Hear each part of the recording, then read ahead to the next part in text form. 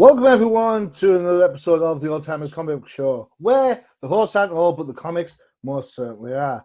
Joining as always is the Professor. Thank you, Johnny. How are you? Very well, very well. And of course, the 13th Crusader. 13, how's it going? Muy bien, buenos días. Buenos dias, senor. Well, as it's been hinted at, I'm afraid it's that time of the year where it's the New York Giants. That's the 13th team against the mighty, resurgent Miami Dolphins. So I'm all decked to impress for today's show. Did you put me in the middle to just keep you guys away from each other? Yeah, I'm already looking up dolphin recipes. Yeah, cool. That's fine. But in between us, is Professor, you must be with me on this one, right? Because Brady's the only.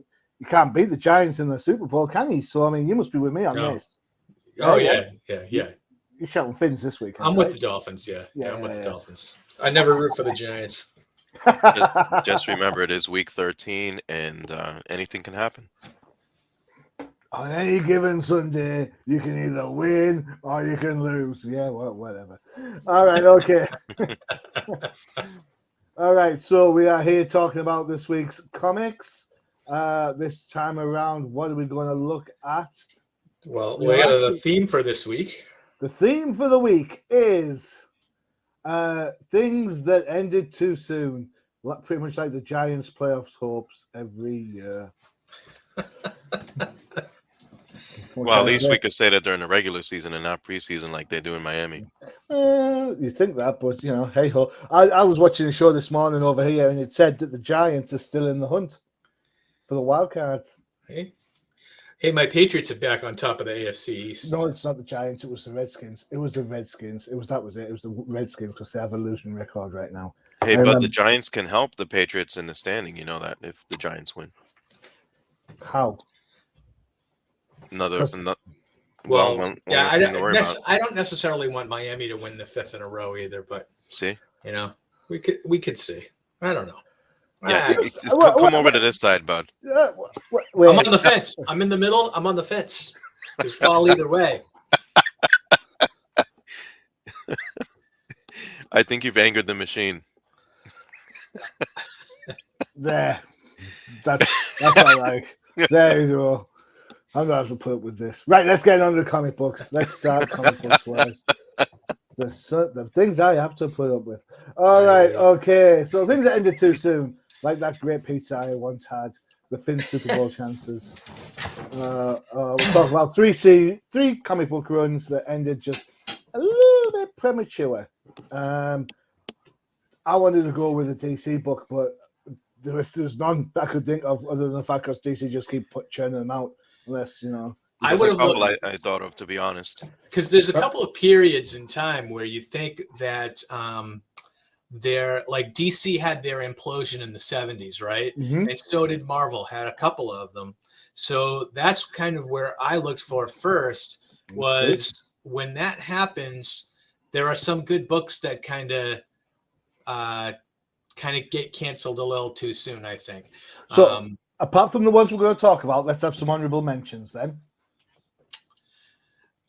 I think so. So when I think of DC, I don't necessarily think of book runs that are cut too short because they never canceled anything. Yeah. There was just these runs were in the hundreds, right? Books that never ended. Yeah, but like Mike was 13 was mentioning earlier, Captain Marvel. The original Captain Marvel that got canceled back in the 1970. That was the first implosion that happened. X-Men that got canceled. Oh, that's a shout. That is a good shout. Right. Actually, it went into reprints actually, but no news stories. There are other books that you kind of maybe thought might keep going, but then Warlock. Warlock. Jim Starlin left, so he killed off Warlock, so no one else could write him. Since when's death stopped a comic book character? Well, that's true because obviously Warlock came back, but she never even stopped Thanos. That was a bad joke. Death, the character Death. Oh, right, yeah. I was going to say what? But you would think so. I would think that there were a bunch of runs that could have continued back in the early 70s, even the early 80s. You had like the first She-Hulk run. I was thinking She-Hulk earlier. I was thinking which books. I thought She-Hulk. Yeah, and these runs didn't. And I'm talking, these runs were kind of short. They only ran for 26, sometimes 30 issues. Nova didn't like 17 issues, 18 issues. I was never a huge Nova fan. 13th, what about you? Nova fan? Well, I just finished actually putting that collection together as well. I was mentioning before the show that Ms. Marvel was one that I put together. Captain Marvel I put together. I read all of Captain Marvel. Nova I put together. I haven't read that yet in its entirety. So I just have this odd thing where certain runs like that, which it's not impossible to finish completing it because the issue run is so low. Mm-hmm. But my preference is to kind of read it, the way it was meant to be read. Yeah, okay. There are a ton of runs, and we're going to run into this a couple of times today, where even you get to the last issue and it says next issue, and it tells you what's coming, and then there was just never a next issue. And sometimes these books got resolved, or the storyline got resolved in another book. But I don't know if you ever read Omega the Unknown. That's a famous one, isn't it? The fact that it's in 10 issues, and and that's it. It's like ended on a cliffhanger, and there was never another story. And that story got wrapped up, I think, in the Defenders. Yep, spot on. Right? Yeah, so, correct. So you have to kind of know when your favorite, like if you were in the 70s and your favorite book got canceled, where did it end up? Where did that last story end up? Yeah. I know Killraven, so War of the Worlds, Killraven kind of finished up in a graphic novel like 15 years later. The Human Fly. Yeah. So, go ahead. So I was going to say, I mean, 13th was and ahhing. Someone made the question as a possible shout. That's a good call. Spider-Woman, the first run of Spider-Woman. Right. I think. Though I would say 50 issues is a respectable run. Oh, well, we're going to come at. I know. But I mean, when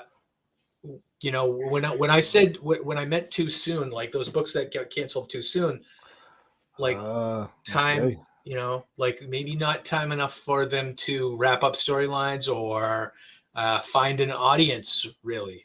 Okay. I was going to mention on the DC side, so you already mentioned the Question was a fairly short run, but that continued in the Question quarterly books. Yep. Until we finally saw him just disappear into obscurity, and eventually replaced by Renee Montoya. Another one that comes to mind is the Huntress. The Huntress had a small issue run. Yeah, that's a good call. That's a very mature book. That one.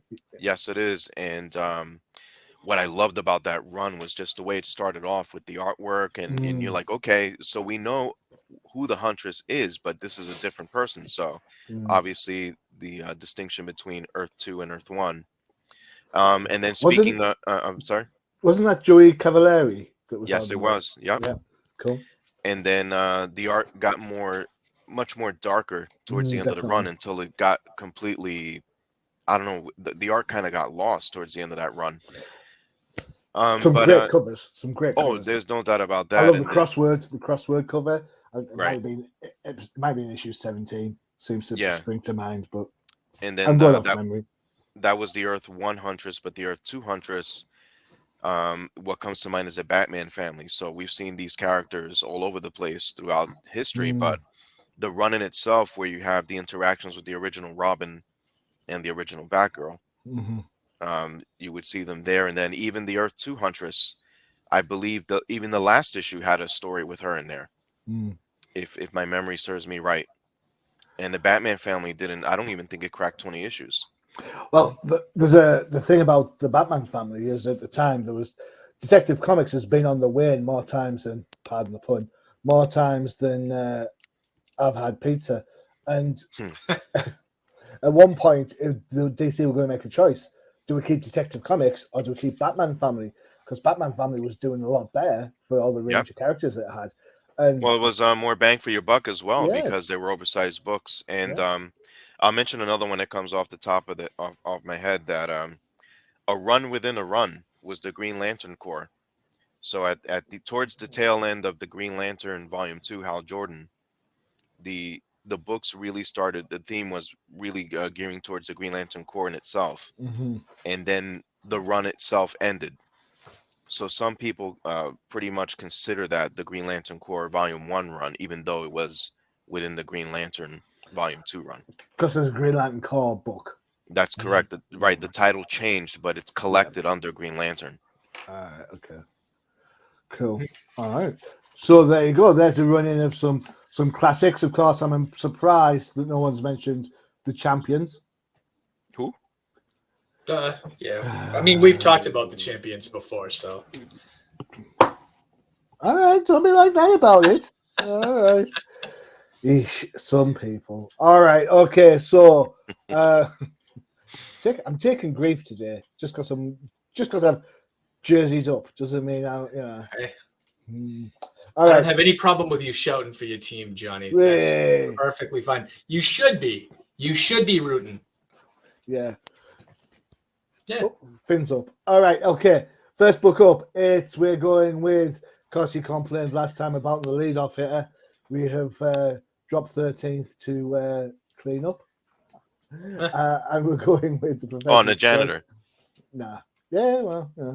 If the cap fits. All right. We're going with. What else am I going with? We're going with the Professor's Choice first up, and we're going with the final issue of this book. We'll talk about final issues of the runs that have ended. So here you go, Silver Surfer 18. Let me give you some statos. This is Silver Surfer 18 from September 1970. Go Collect website has this down if you get it for 9.6 on the old grade scale, you can spend $2,150. Really? That's pretty expensive for that that's book. What I think. I agree. But if you get it on a bidding site, 4.5, you can get it for £32.99 of your English pence. So there you go. So script by Stan Lee, pencils by Jack the King Kirby, inks by Herb. Did you say Trimpy? Letters by Sam Rosen. Sorry, whoever the colorist was, you ain't getting a mention because you're not on the stat page. Soz. Right, Bud, this is your call. So, would you like to take it away, sir? Yeah, I will. So, when we came up with this theme, this is what I was thinking was the final issue of Silver Surfer number 18 that ends with no wrap up, and it tells you next month you're going to get the Savage Silver Surfer. Yeah, and you never see it. This is Jack Kirby's last work for Marvel before he jumps over to DC. And in fact, in the bullpen bulletins page at the end of this book, Stan Lee says Jack Kirby has left DC. And it just so happens that this is the book we're reading is a Jack Kirby book. So it's the last one. He had already left Silver Surfer at this point. He had already left Fantastic Four at this point. And this was it. Unfortunately, I kind of think that you can kind of tell that Kirby's heart's not in this. It's a little sloppy, I think, at points. And maybe a little rush job, I think. Maybe he just wanted to get out of the door. But this is a bunch of characters that Kirby created. Silver Surfer and the Inhumans. The story's kind of by the numbers. It's Maximus versus Black Bolt. Silver Surfer's thrown in the mix. And then what happens at the end really is Silver Surfer realizes that he can't trust humans and they'll always betray him. And that's where he decides that he's going to kind of take no prisoners, right? Yeah. And while that looks like a great setup for the next issue, right? Yep. The savagely sensational new Silver Surfer, you never get it. When he months later, his next appearance, I think, is in either like a Marvel team up or or Marvel Premiere, maybe the Defenders. I was gonna say I'll watch out Defenders on that, like, but And maybe he's back. 13th knows that better. Yeah, he's back to normal. But what I think is more important is why did the book get canceled in the first place, right? And so this was kind of we were talking earlier about the implosions in the 70s. This was Marvel's first implosion, where they canceled a bunch of books all at once. When they canceled X-Men, they canceled Captain Marvel's first run. There's a couple of other books in there that I don't have space in at the moment. But Silver Surfer never saw the next issue of this. They just kind of canceled it. This is the only book, though, that ended where you kind of felt like there was more story to be told. Like there was actually supposed to be a next issue, to the point that they actually had a next issue blurb that they just canceled the book outright. I think this was probably the weakest of the whole Silver Surfer run, and that's a lot saying, because Kirby comes back to draw the character he created. But the strong work in this series was done by John Buscema. Even all the scripts were by Stan Lee too. But the John Buscema's artwork in the Silver Surfer run is unmatched as far as I'm concerned. And then Kirby coming on just kind of felt like an afterthought. So it's funny you mentioned Buscema, because when I think about Silver Surfer, this is the cover I always remember. Right. There's a bunch of classic covers in this Silver Surfer run, and if you can see the price point on this book, this was another book that never really found an audience because of the price point. It started off, these issues were all double-sized issues for $0.25, as opposed to the rest of the line being 12 and 15 cents at this point. And then, so now you have to pay an extra dime for more story. But that double-sized, I want to say, experiment only lasted for like 6 issues. And then they shrink the book down to a normal size book and lowered the price to 15 cents. And I just think the book never found the audience it was really looking for. And I don't know why, because I think Silver Surfer was one of those characters that readers were kind of clamoring for more of. But I don't know why the book just never kicked off. For me, I think Silver Surfer's problem is that he's not the typical superhero. And if you go looking for that with Silver Surfer, you ain't going to get it. At least not this run, at least. 13th, what's your views? Because I know you're pretty much you're an old school, an old time fan of Surfer and Kirby. So absolutely, and I made the very grave mistake of selling almost every single Silver Surfer book I owned. I had everything complete. I did keep the very first appearance behind, and it wasn't until last year where I went back and I got all of Volume 3 from a friend of mine who was looking to get rid of his set. But the first run is very difficult to find, and especially for a good price. And I agree with Bud. This is a run that finished too soon. And the thing is that, and I'll touch on the book in a second. The problem I have with the first volume, and I know that within the story that Galactus punished Surfer to remain on Earth. That happened in FF in Fantastic Four. But I think with that decree or that punishment, grounded Surfer, not just in the book, but also for us. And I just didn't think he functioned well on Earth. He wasn't designed to be roaming around the planet.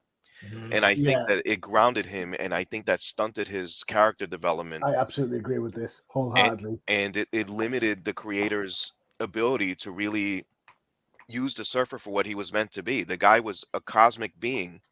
He didn't belong on Earth. He belonged in space. And I think later on, more as history will tell us, that they fixed that with the second volume, right? Which was only one issue. That's another run that just, hey, we're here. Oh, we're done. So, but I think finally in Volume 3, they fixed that problem. And that's when you really see the Surfer do what he was meant to do and be who he was meant to be. But for this particular issue, at least it goes out with somewhat of a bang, right? Because the Inhumans, they also had a limited run in the 70s. Yeah. Yep. They debuted in FF. It wasn't a smash hit right away, but through time, people were like, okay, maybe there's a small audience for that. So what do? Sometimes the formula is, look, let's get all these guys that don't have too much popularity. Let's put them all together and hope for the best. But they never really picked up on this. And I agree with Bud. I think that the loss of Jack Kirby was monumental, Mm-hmm. especially with a character like Surfer, because again, like Surfer was pretty much in his infancy still here. Mm.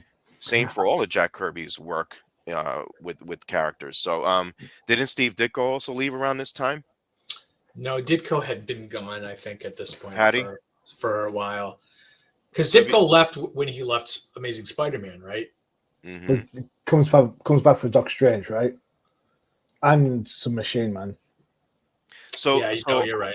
ultimately, there's some instability here. With the guys that actually launched the Marvel brand. I actually, you know what, 13th, I don't say this often enough, but you're absolutely bang on right with this. And I think this probably answers your question, Bud, as to why did this character not, like, pardon the pun again, take off as much as everyone expected it to? Yeah. It's a landlocked character. And for 18 issues, you get the same diatribe every single time. Oh, woe is me. I should be out in space. Humans suck. And that's 18 issues of this. The emo surfer. It's like extra pages of this as well. And you're like, you know what? It's like, all right, it was fun the first time. It was all right the second time, but there's no growth. I was reading this book. I read this book today, and I was kind of like, you know what? It's like every single Silver Surfer book I've read. Somebody's trying to beat him up. Someone's trying to take his board. He waxes on about the power cosmic, and that's it. He loses his temper. And I think to myself, that's this Surfer from this era. That's all he does. I think the only issue to me that really stands out of the original volume was Surfer 3, which we covered a long time ago on the show. Mm-hmm. Right. With the first Mephisto, because that took him away from Earth. So you get to see him function to his full capabilities against a very powerful being in Mephisto. And to say that, hey, look, this is issue 3. I'm like, wow, like this is not the Surfer we've seen, prior to that. But then after that, it's like, okay, back to the old drawing board. Yeah. Or back to the old surfboard. I've also got to say that I don't appreciate superheroes picking on dogs. I mean, Lockjaw's he's just doing what he does, right? He's just a dog. Don't get all like hissy fitty just because your dog's took your board. Yeah, that was pretty rough. Do you remember the changes John Byrne did for Lockjaw back in the 80s? No, he did it in the Thing run back in 84, I think. And it turned out that Lockjaw was actually an inhuman member of the royal family. And when he went through the Terrigen Mists, he got transformed into a dog. And he can actually talk. And he was talking in the Thing run. So you realize that he's not a pet. He's actually a member of the family. And they retconned the heck out of that, like, many years later. I'm just disappointed because on this bottom panel here you can see he's got like his glowy antenna going on. I'm thinking he's going to transport somewhere, but no, you don't. That's the last you see of him. It's like he transported right out of the book. Yeah. Did he bark up the wrong tree when he went through the mist? Yeah, maybe. It's funny you mentioned Inhumans as well, because you're absolutely right. When Marvel had these books that were characters that potentially weren't the best characters or the most selling characters, we should say, because everyone has the favorites, of course. Didn't the package something like Amazing Adventures, and it was a Black Widow Inhumans kind of like anthology book? I mean, talk about like, chalk and cheese, right? Mm-hmm. Yep. It was kind of like it read like Tales of Suspense, right? You got half a book of Inhumans, half a book of Black Widow, and then. But where's the connection? Surely Black Widow fans aren't going to buy the book if it's got the Inhumans in, and vice versa. Inhuman fans, Well, that was another failed experiment. Maybe that's another idea for another podcast. Failed experiments. Failed experiments. Yeah. But this is, I like this idea of these kind of I want to call them aborted runs, because definitely it wasn't the storyline never wrapped up. It was just a run that just disappeared right in the middle. Can you imagine someone trying to find Silver Surfer number 19? Where's number 19? What happens next? A cynic could argue that apart from maybe issue 3 that 13's mentioned, was there actually a storyline in Silver Surfer, or was it just the same old? No, it was the same old. Yeah, it was the same old. Cynically. Yeah, and on this book, as I know it's the King Kirby, Jack King Kirby here, but no one does poses better than he does, like the character placement and what have you. But this is one issue where I did not like the Jack Kirby art. I just felt it was not strong. I think it was Trempy's inks. Yeah, I just didn't think it worked well, to be honest. Yeah. As much as I hate to say it, but we've seen such much stronger work from Kirby prior to this, and I just felt like this issue was like, listen, I told you I'm leaving, okay, here, done. Yeah. Did he rush this? Again, the with Trimpy's inks in the background, I mean, you could tell it's like, okay, this is done. All right, we're really done. Maybe the sales weren't good. He was leaving. Who knows? But credit to Marvel eventually down the line to at least kind of never give up, right? Yeah. Like you said, with Black Widow and Inhumans, if you were fans of these obscure characters at the time, you really had a challenge in trying to stay like, oh my God, what happened to Surfer? And then you're like, oh wait, I heard he's in this other title I never collect.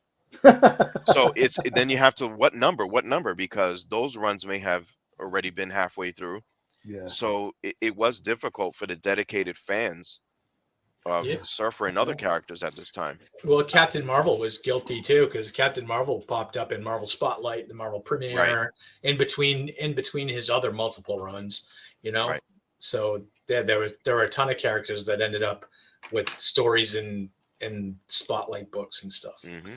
I think my final comment on this book before we take a quick break is that this last panel, this absolutely great panel here, when I was reading it this earlier today, I'm thinking to myself, is this a metaphor for Jack being mad at Stan?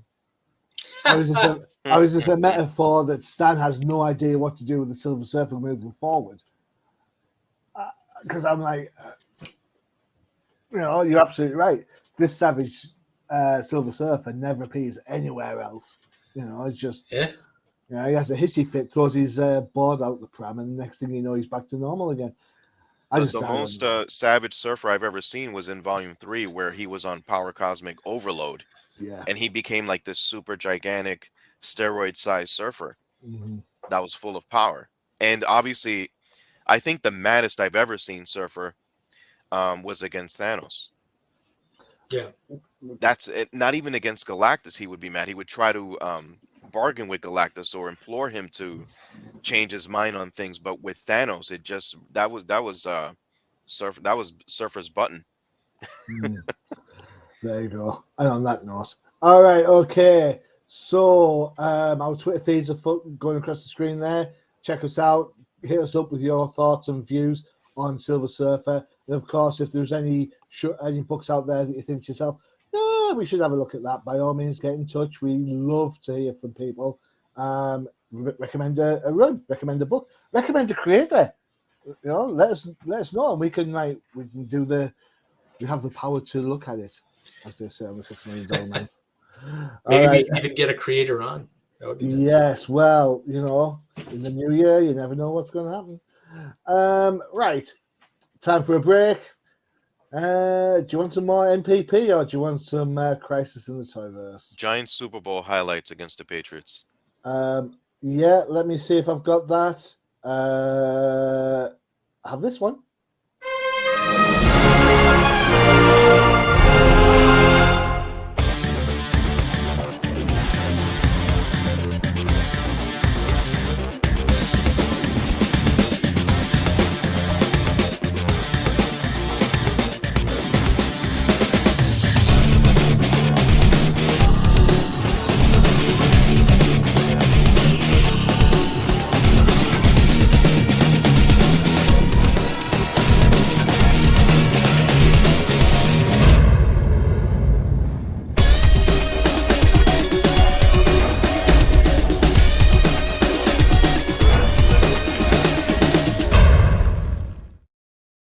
There you go, the Giant Think Tank, and for all you Magic the Gathering fans.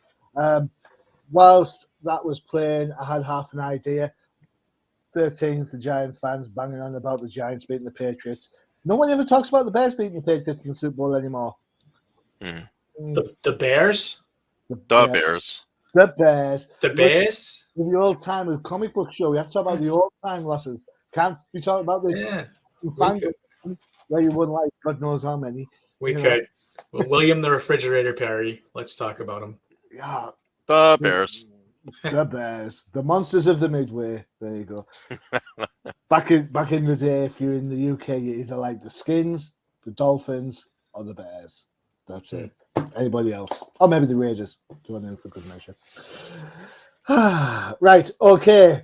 After much toing and froing, the 13th Crusader did decide on a book.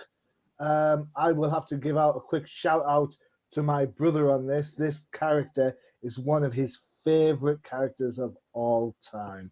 He absolutely loves it. In fact, your other book you were going to choose, you like that book as well. So go figure. So doesn't he also like Grendel too? He does. Yeah, he does. He loves Grendel. Yeah. What's wrong with you people? Hey, he's my brother, man. It's hey. But I will say this: he's also a Raiders fan, so take your lumps. That's what I'm guessing that. There you go. This is this bad boy. This is ROM 75, which sounds like a really long number. However, let me give you some deets. It's from January 1986. Go collect. Do not have a price on this. However, I managed to find it on eBay for £52. Crazy, really? Yeah. That's not in a dollar bin somewhere. And that's from the States. That's from the States. You've got to pay another £16 for delivery on top of that. Whew. It's written by Bill Mantlo, art by Steve Ditko, although you'd have to only see that in certain pages, along with P. Craig Russell. Letters are by Kevin Nolan. Colors are by Petra Scortese. That's how I'm going to go with it. 13th. Eventually, this was your pick. Yes. Yeah, it's so hard to kind of, pick a run that fits the theme that we're going with today. It really is because, this is one example where with ROM, just for the audience, ROM started off as a toy. And ironically, the comic book took off more than the toy did, right? It's in this time now where, many years later, the toys made a resurgence and people are really trying to find the original, which is almost impossible. And then IDW picked up the licensing rights to ROM. But with that being said, that's what eventually led to ROM's cancellation with Marvel.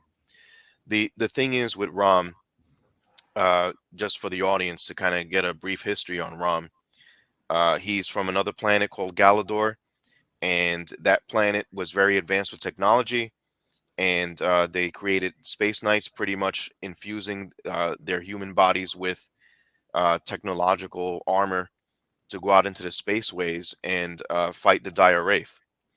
And the Dire Wraith was a diabolical race, and that actually infiltrated Earth, and ROM eventually ends up on Earth. So this run pretty much focuses on that, ROM's adventures on Earth.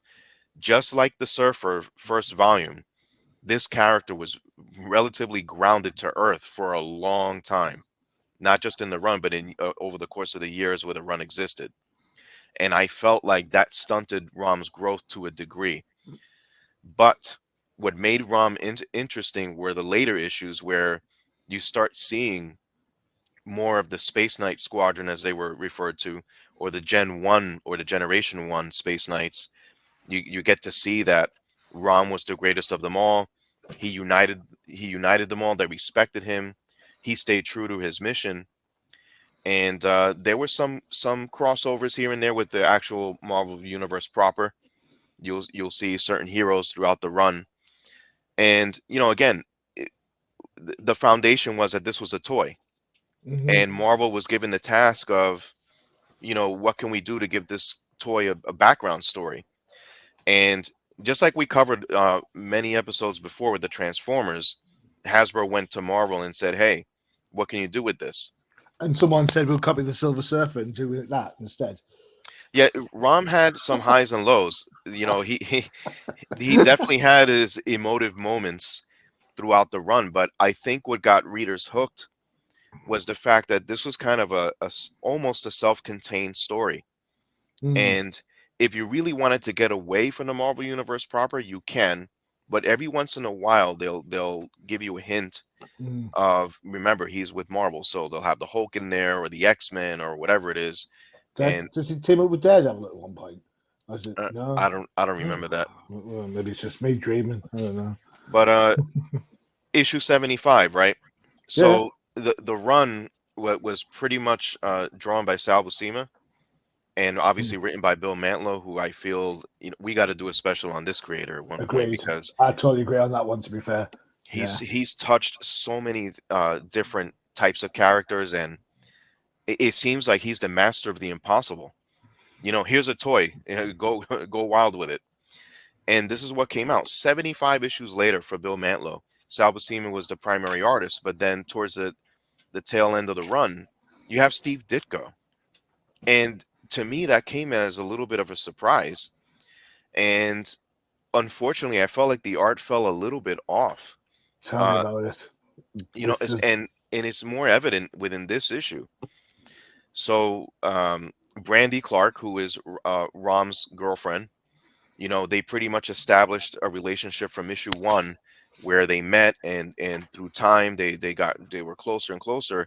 Issue 75, that relationship actually culminated in Brandy leaving Earth and helping Rom defeat the second generation of Space Knights on Galador. So Galador, it's symbolic in a way where the technology just got to a point where it caused a civil war among the Space Knights. mm, The new generation destroyed all of humanity on their planet, and they just wanted to rule. Whereas the Space Knights, the original group, were just fighting to survive.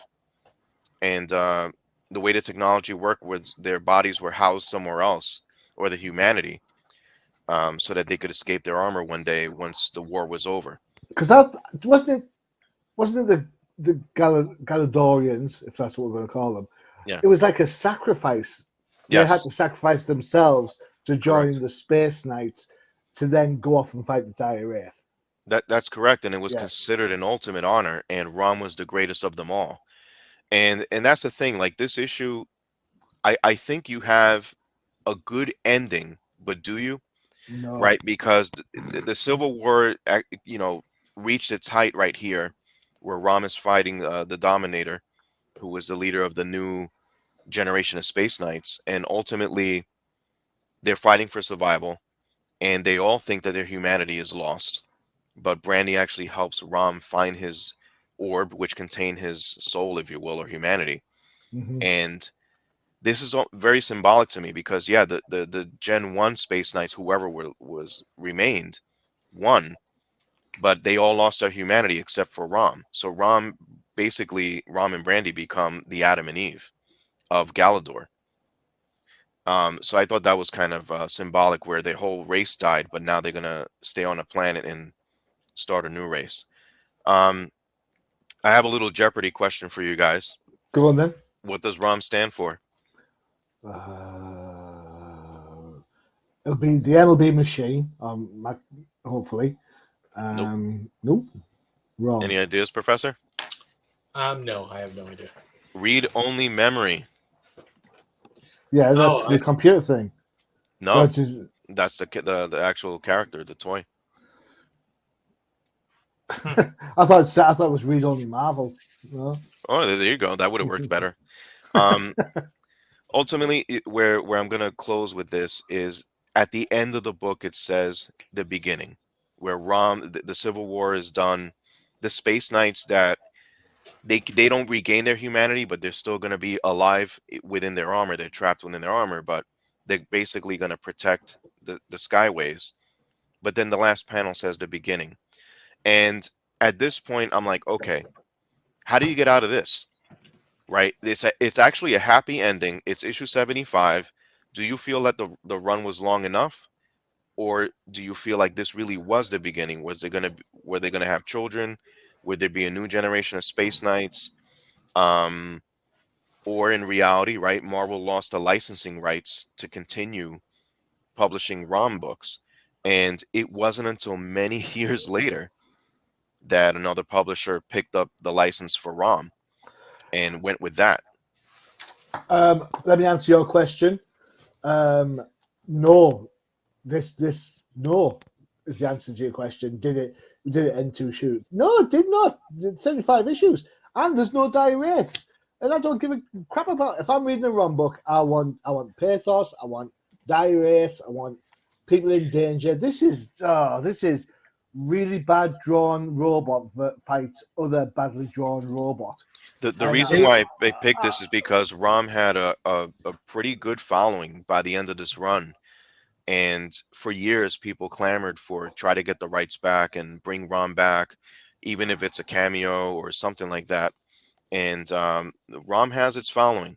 I'm sure it does, but the art in this book is, as speaking as a Ditko fan, it is terrible. Right? Yeah, for this particular issue, yes. Right up until that page there, that is the page where you think, oh yeah, it is Ditko. Other than that, it could be filling guy number 7 in the bullpen could be drawing this. Professor, what do you think? ROM 75. Were you a ROM fan? I wasn't. This is the very first and last issue of ROM I'll ever read.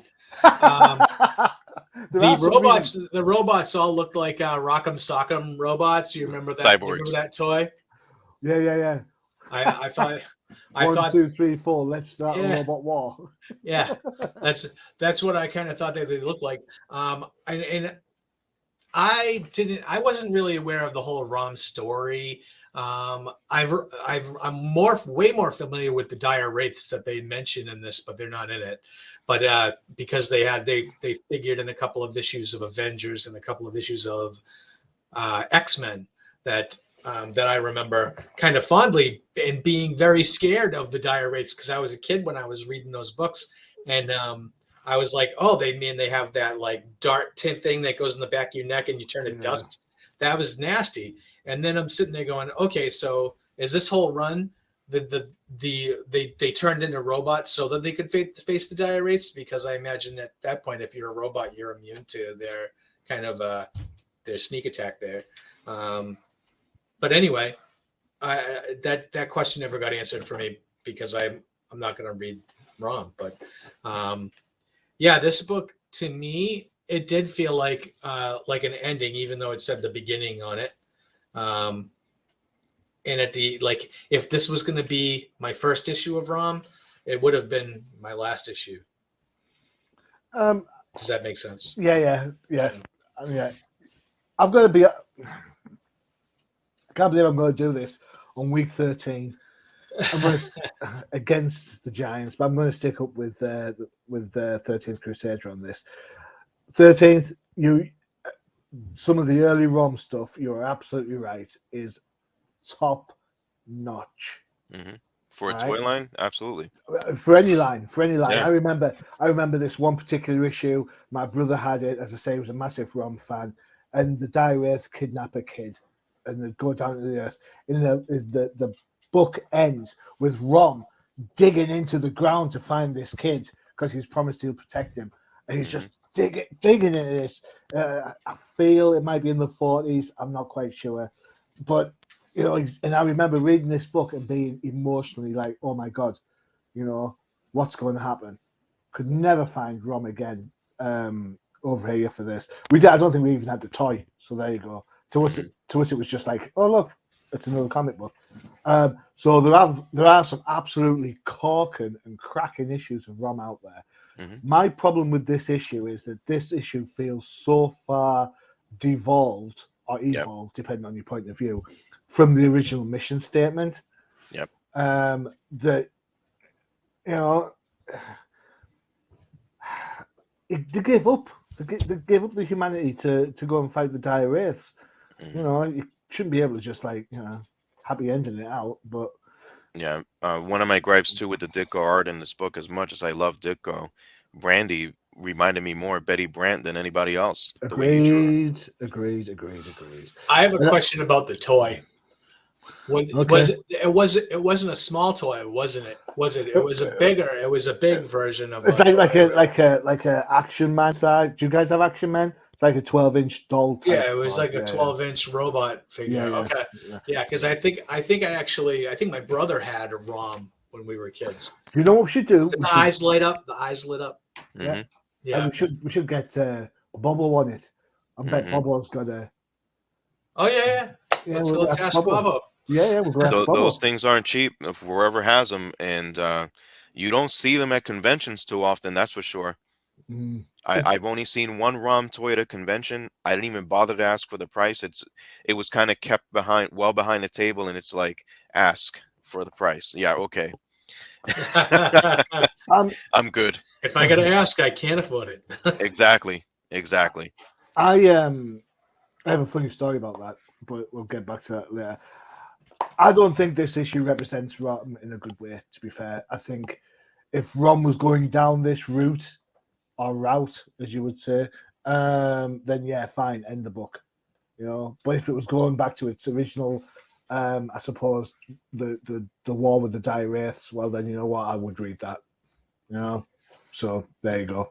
That's my take on this book. The odds of Marvel getting the rights back, who knows? Maybe they will one day. But how can you possibly ever pick up from Volume 1? Well, go check out IDW. They've done a decent job with it, to be fair. Yeah, it's pretty much what is it? They didn't retcon it, but they kind of just started from scratch in a way. Well, I mean, I would not want to read a ROM book if it starts off with these two together at the end, unless there's some contrived reason why he has to get the armor back on. Well, didn't they have children, and didn't they kind of refer to them later on in Marvel books to kind of hint that ROM did exist? He didn't totally disappear, but they've the recent issues of Guardians of the Galaxy have incorporated the Space Knights, but not ROM. Yeah, right. But isn't one of them one of their kids? No, I don't know. I have to look into that because it's like it's a tough subject for them, right? Because of the licensing, they can't really delve into it too much. But I know that they've sprinkled hints throughout time about, like you said, with the Space Knights. I don't think the lines are as drawn as we like to think they are. I mean, look, Star Wars has been at IDW for a bit with some of their books. Star Wars going back to Dark Horse. IDW do Marvel Action Comics. Right. So, if Marvel were to make overtures to go and get ROM, I'm sure IDW would be okay with it because IDW are making their money. In fact, all the big special Marvel collection editions that come out, like the John Byrne special and the Jim Lee special and all that, they're all done by IDW. Right. And so there's obviously some sort of not back dealing going on, but there's some agreement there down the line. So you never know, you might get your wish. But please, no. Not the Love Lost Lovers, please. No, not that. All right, okay, last up then. This is a choice. Actually, the professor gave me this choice. So, cheers, Professor. I did? You did? You said, oh, what about? So, my choice was Miss Marvel Volume 1. And this is number 23. So let me give you the deets on this. You can buy this. It's not on Go Collect, but you can buy it for 15 whole English pounds. There are different gradings available. For some reason, someone was trying to sell the whole run like £900. I was like, really? Mm-hmm. But, on average, you can get the whole run for around 300. So that's not bad. This is from April 1979. Don't tell my wife, but I think I've got 2 issues of the first appearance of Deathbird. I think I bought one by mistake. Don't tell her; she'll kill me. She hates what I do that. So this is written by Mr. X-Men Chris Claremont, who kind of revolutionized this book after it was kind of stuck in the mire for a little bit. Art by Mike Vosberg, inks by Bruce D, letters by Diane Alba, colors by George Roussos, and I believe, Professor, you will have to correct me if I am wrong, but I believe that is a Dave Cockrum cover. I think that you might be right. Cool. Excellent. Check me out. All right. So Miss Marvel, I'm going to put my hands up right now and I'll say this costume for Miss Marvel is my favorite Miss Marvel costume of all time. I agree. Yeah. I don't care if you call it Captain Marvel, Miss Marvel, Mrs. Marvel, Warbird, what binary, I don't care. This is my favorite Miss Marvel costume. Well, but hey ho. So this is pretty much £9 page, very Watchmen. This is pretty much the kind of very much like ROM 75. It's more of a day in the life of type of thing. It doesn't really have as much impact as some of the earlier stuff that Chris Claremont was doing. Yeah. So the original run, the original episodes or issues of the first run, it's all about Carol having amnesia, which is a big thing for her because with what happens with Rogue, she doesn't realize she's got Kree powers. She doesn't understand this, and the Carol and Miss Marvel are separate identities practically. Somewhere along the line, they get merged into one whole Carol. You got the original Miss Marvel suit down there, which, to be fair, is also pretty decent. I didn't mind that one either. From there on in, it's kind of like Marvel by the numbers. She works with J. Jonah Jameson, as everybody seems to do in New York, and gets up to all sorts of shenanigans. We're always after her for her powers, and then the Kree are involved at some point as well. So this time around, a past friend ends up getting hoodwinked by some space alien, the faceless one, and cons her, or she gets captured into the space fortress. And from there, it's misunderstanding with Vance Astro, is it? And then biff, boff, bash, get the problem sorted, and there you go. End of the book. Impact-wise, not the best, probably. Very much like ROM 75, not the best, I suppose, example of this character. But in the whole, did the run end too soon? Yeah, it did, because Claremont did a great job of absolutely turning this character around from being a kind of a pin-up girl into something with a little bit more meat on her somewhat shapely bones. Having was the hints of alcoholism. The dad's a drinker. There was a lot of family abuse going on prior to that. I mean, wasn't she dating a guy named Sam Adams? Yeah, she was. So is that a joke because of Sam Adams a beer or something? Perhaps, Machine. Perhaps. If that's it, it's lost on the UK. There you go. So for all in all, I like the Miss Marvel run. I think it's a fun little run with a character that's just a little bit more different than you'd expect her to be. Yeah, I quite enjoyed it. Big time. We'll go with the Professor because I know someone hasn't read the book. Yeah. So the very best thing about this particular issue is the next issue box. Yeah. Because I read the next issue box and I was like, and I actually had to do a little research to find out if there was a Ms. Marvel 24. I thought for a second that that you sent us the wrong last issue. Yeah. And I was like, oh, wait, this is the last issue. But we never got the Sabretooth of next issue, plus what's Raven up to, because that's Mystique. Yeah. And I'm like, this is Chris Claremont all over the place, and I want to read this next issue, and it doesn't exist. Well, Mystique first appeared in Miss Marvel. Right. I know. Yeah. And we interviewed Chris Claremont a while back.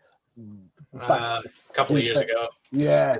And now I picked up on this book. I said, what happened with Marvel? And he was very blunt and pretty much said, well, it just wasn't selling, so it got cancelled. But when I think back, back in the day, 79, the only thing that was selling was Spider-Man and the X-Men, right? Mm-hmm. Well, the end of 79 here was another implosion where they canceled a bunch of books. So, it was like the turn of the decade. They just carried the success of Spider-Man and the X-Men and then focused their attention maybe more on the Avengers and things like that. Ooh. Cap book. I wouldn't even care, but Miss Marvel appears in the Avengers, and apart from issue 200, has a pretty solid run in there. Yeah. Yeah. Yep. Yeah. In fact, and she joined the Avengers shortly before this issue, and I kind of feel like now that they're like, oh, she's in the Avengers now. We don't have to continue with this run. You know, that's what kind of the impression I got. But I mean, honestly, just the fact that they have a next issue blurb that they weren't really prepared for this book to not come out either. So it's sad. But I mean, let's be honest. I think she's probably one of the most popular characters kicking around right now. Carol Danvers. You know, the fact she's had like umpteen restarts and reboots and so on. And well, I know we don't normally talk about modern day comics, but the Kelly Thompson book, Kelly Thompson's got her finger on the pulse with her, definitely. Yeah. But cool. It only took them 7 or 8 reboots before they could get a good writer. Well, I mean, Kelly Sue DeConnick. She did a great job. You know, so I don't know. I don't know. I don't know whether it's the pseudo feminism in it that kind of turned people off. You know, we're the exact demographic that really loved this Ms. Marvel costume. There's a lot of people out there that think that this is a really sexist costume, but you know, I don't want to go down that road. But on that note, all right, 13. What do you think of this book? I better not show you too. You haven't read the book, so I don't want to show you too many panels. So I'll just do this for you. So yeah, you and read it all as we basically, go through. What that means for the audience is that I chose not to read this book only because there's certain characters that I would like to go back in time and just do that character exploration by trying to go and find the runs and see the character the way that they were originally drawn, the way they were originally written. I like to see the character development. So the Ms. Marvel run, I can say, was a pain in the ass run to put together, even though it was only 23 issues. The first Mystique is probably the one that eluded me the most, and it took me about 3 years to it took me about 3 years to put the run together. So I want to one day sit down and read the whole run in its entirety. I know what happens to Carol Danvers eventually, like you guys already said, when she joins the Avengers, and I think it was cruel what happened with Avengers 200, and I'm going to leave it at that. So, you know, the characters had its ups and downs, and I clearly remember Carol Danvers in the Captain Marvel run, where she was just basically on a base, on an army base, meeting the Kree Captain Marvel, and they almost kind of had a relationship there, if you will. And so I remember that version of Carol Danvers. So that was just like that, like I said, a character exploration of where in that time she was just there. There wasn't much behind the character, and the fact that they plucked that from the Captain Marvel run in itself and then started this was kind of interesting. So that's where that character exploration ultimately led to. So, but yeah, I am looking forward to reading the run in its entirety, just to kind of see that era of time from the transition from the Captain Marvel books, where she was basically a supporting character, and then taken out of that to become a lead character in her own book, which you didn't see too often back in this time, especially on the Marvel side. So, and it took many decades for it, I guess, to pay off. Well, this is the first. I think Ms. Marvel's like the first of Marvel's attempt to create stronger women characters. They were trying to compete with Wonder Woman. Is pretty much what it is. Because you got Ms. Marvel, and then you got She-Hulk and Dazzler in short order, like boom, boom, boom. So, ironically, for me, Miss Marvel, the way she was created with that whole sort of 70s feminist look, idea of how she was scripted early doors, at least, very much like Power Girl. Very much, I'm here, I'm as good as the guys. Because if you read back the old Justice Society book, I think it's All Star Squad, you can see Power Girl squaring up to Wildcat every issue. Tell him how good she is and how she's not considered for this because she's a woman and all that sort of stuff. I